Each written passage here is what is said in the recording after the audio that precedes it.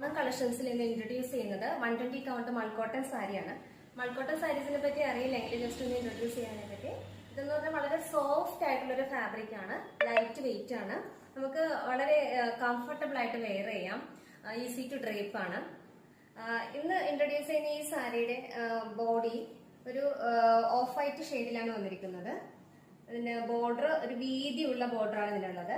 ഇതിന്റെ ബോർഡറിൽ പാരറ്റ് ഗ്രീനും ഒരു വൈൻ ഷെയ്ഡുമായിട്ടുള്ള ബോർഡേഴ്സ് ആണ് ഇതിന് വന്നിരിക്കുന്നത്. അതില് വീതിയുള്ള ഗോൾഡൻ സ്ട്രൈപ്സ് വന്നിട്ടുണ്ട്.